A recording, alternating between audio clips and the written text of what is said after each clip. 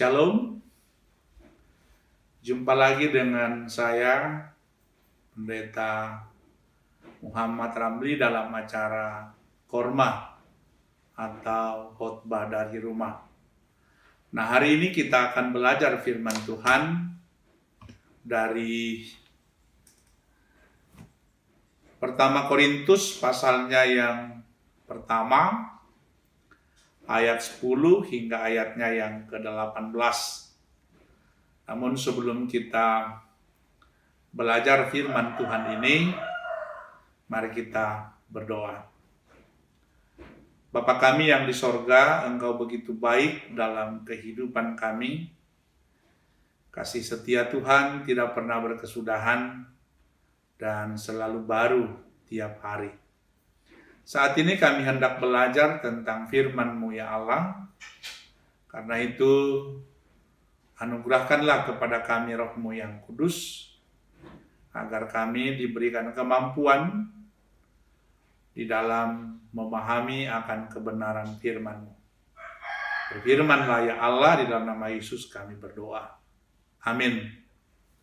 Nah, saudara-saudara yang dikasihi dan diberkati oleh Tuhan kita Yesus Kristus, mari kita membaca firman Tuhan dari Pertama Korintus ayat 10 hingga ayatnya yang ke-18 yang berkata demikian. Tetapi aku menasehatkan kamu, saudara-saudara, demi nama Tuhan kita Yesus Kristus, supaya kamu seia sekata dan jangan ada perpecahan di antara kamu. Tetapi sebaliknya, supaya kamu erat bersatu dan sehati sepikir. Sebab saudara-saudaraku, aku telah diberitahukan oleh orang-orang dari keluarga Chloe tentang kamu, bahwa ada perselisihan di antara kamu. Yang aku maksudkan ialah bahwa kamu masing-masing berkata, aku dari golongan Paulus, atau aku dari golongan Apolos, atau aku dari golongan Kefas, atau aku dari golongan Kristus. Adakah Kristus terbagi-bagi? Adakah Paulus disalibkan karena kamu? Atau adakah kamu dibaptis dalam nama Paulus? Aku mengucap syukur bahwa tidak ada seorang pun juga di antara kamu yang aku baptis selain Krispus dan Gaius. Sehingga tidak ada orang yang dapat mengatakan bahwa kamu dibaptis dalam namaku. Juga keluarga Stefanus aku yang membaptisnya, kecuali mereka aku tidak tahu. Entahkah ada lagi orang yang aku baptis. Sebab Kristus mengutus aku bukan untuk membaptis, tetapi untuk memberitakan Injil.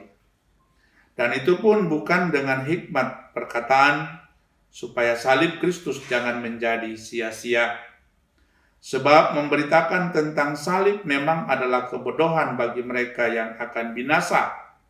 Tetapi bagi kita yang diselamatkan, pemberitaan itu adalah kekuatan Allah. Nah, saudara-saudara, sampai sedemikian jauh pembacaan firman Tuhan yang disebut berbahagia adalah setiap orang yang mendengar dan melakukan firman Tuhan dalam hidupnya setiap hari. Nah, saudara-saudara, dari pembacaan firman Tuhan tadi, maka tema kita adalah kesatuan gereja adalah terang bagi dunia. Kesatuan gereja adalah terang bagi dunia. Nah, saudara-saudara, kota Korintus adalah sebuah kota perdagangan, dan sebagai kota perdagangan, Korintus menjadi tempat berkumpulnya orang-orang dari berbagai penjuru dunia. Dengan latar belakang yang beraneka ragam. Nah, Korintus menjadi sebuah kota modern yang terus berkembang, baik dari segi ekonomi maupun kebudayaan. Nah, sebagai kota modern, maka masyarakat Korintus juga adalah masyarakat yang sangat rasional. Jadi, sesuatu itu selalu diukur dengan akal, selalu diukur dengan rasionalitas. Apakah itu dapat diterima oleh akal atau tidak? Jadi ukuran kebenaran bagi mereka adalah logika. Nah, saudara-saudara, jemaat Korintus tentunya tidak dapat dilepaskan dari pengaruh konteks masyarakat di sekitarnya, baik budaya maupun cara pandang. Nah, kedua hal itu memang sangat mempengaruhi kehidupan dalam jemaat Korintus. Hikmat dunia yang menjadi andalan masyarakat Korintus juga telah merasuki atau masuk dalam kehidupan orang-orang Kristen yang ada di kota Korintus.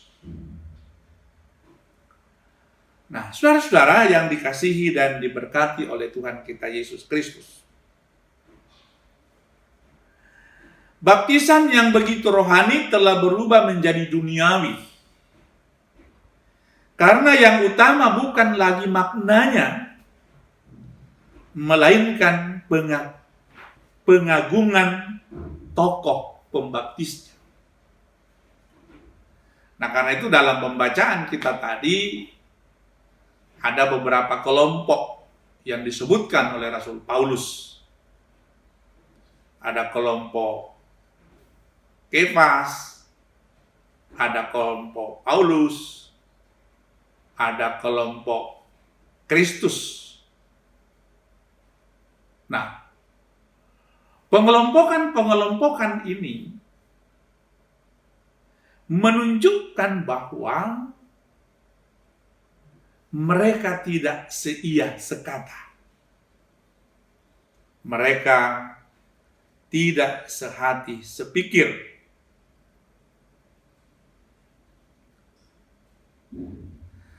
Nah, pengidolaan terhadap tokoh-tokoh di dalam jemaat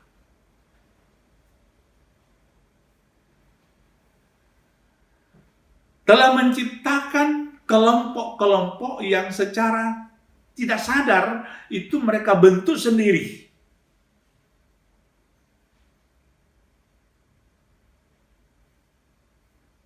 Nah, karena itu Rasul Paulus setelah mendengarkan apa yang terjadi di kota Korintus, dalam suratnya mereka meminta agar mereka seia sekata, erat bersatu, dan sehati sepikir. Nah, ungkapan seia sekata, bersatu, dan sehati sepikir itu menjadi penting untuk langgengnya satu persekutuan jemaat.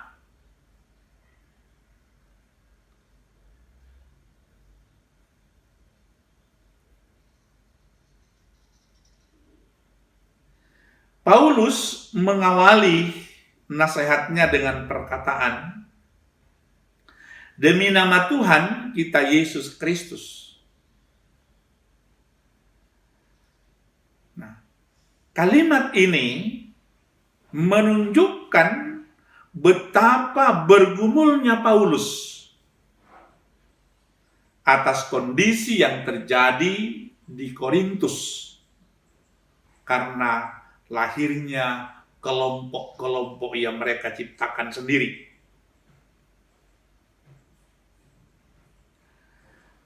Nah, di sini Paulus sadar benar bahwa pengaruh dari suatu perselisihan dan perpecahan akan menghambat pemberitaan Injil. Dan jika itu terjadi, maka tugas pokok yang seharusnya diemban oleh jemaat Tuhan akan menjadi gagal. sebab mereka akan sibuk dengan perselisihan internal mereka, sehingga tanggung jawab mereka untuk memberitakan Injil itu terabaikan.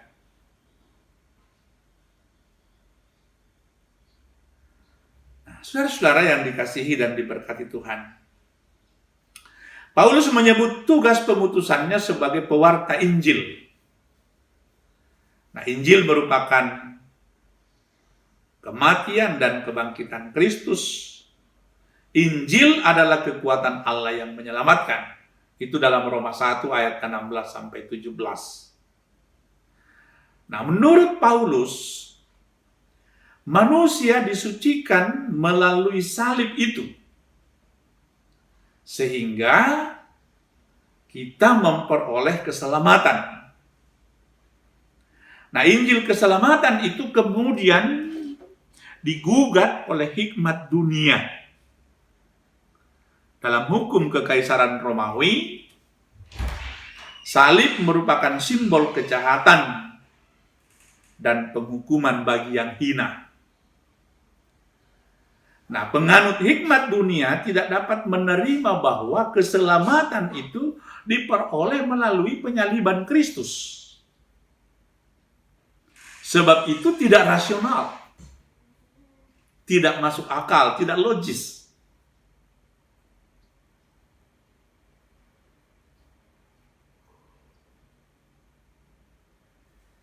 Menurut mereka, bagaimana mungkin keselamatan diperoleh dari kehinaan? Nah, Tuhan tidak mungkin disalib, Tuhan tidak mungkin mengambil jalan salib, sebab penyaliban adalah kehinaan. Padahal Tuhan itu agung dan mulia, dan tidak mungkin dia menghinakan dirinya melalui penyaliban. Nah, saudara-saudara yang dikasihi dan diberkati Tuhan, nah, Paulus ingin menegaskan bahwa hikmat dan kekuatan manusia tidak dapat dibandingkan dengan hikmat dan kekuatan Allah di dalam Injil Yesus Kristus. Salib adalah jalan pilihan Allah sebagai kekuatan yang menyelamatkan orang percaya. Nah, salib Kristus memungkinkan orang yang berdosa lolos dari penghakiman karena anugerah Allah.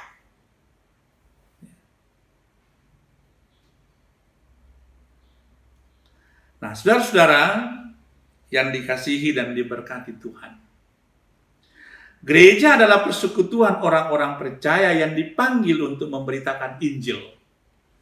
Nah, tugas panggilan yang mulia ini hanya dapat dilakukan jika jemaat hidup dalam persekutuan yang indah. Hidup dalam persekutuan Tuhan haruslah terjalin dengan kasih dari Kristus.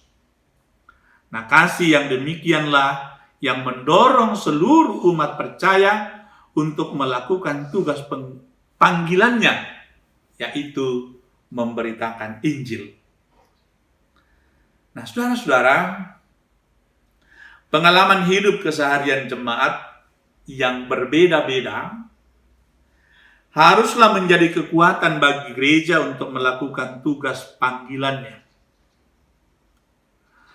Nah, orang-orang yang ada di dalam gereja memang memiliki latar belakang yang berbeda, tetapi hendaklah perbedaan itu disikapi sebagai sebuah kekayaan. Nah, perbedaan itu jika kita pandang sebagai sebuah kekayaan, maka dia akan menopang. Maka dia akan menjadi alat penguat dalam sebuah persekutuan jemaat. Perbedaan memang adalah sebuah kenyataan. Tetapi perbedaan harus dimaknai sebagai kesempatan untuk bisa saling melengkapi satu dengan yang lain. Tuhan mempersekutukan dan memanggil kita untuk memberitakan Injil. Dalam panggilan Tuhan itu kita perlu memberitakan Injil. Dalam panggilan Tuhan itu kita perlu merenungkan peran apa yang sudah kita lakukan. Kita perlu memberitakan Injil supaya banyak orang yang menjadi percaya kepada Tuhan Yesus dan memperoleh keselamatan. Nah,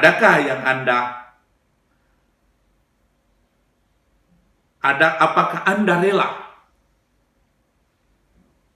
melakukan pemberitaan Injil itu dengan merangkul semua pihak untuk kita bersama-sama saling menopang, saling melengkapi demi terciptanya sebuah persekutuan yang indah demi kemuliaan nama Tuhan. Terpujilah nama Tuhan. Amin. Sampai di sini kita belajar firman Tuhan, dan demi kelangsungan acara ini saya berharap kita mendukungnya dengan memberi like atau subscribe. Sampai jumpa di Korma berikutnya. Shalom.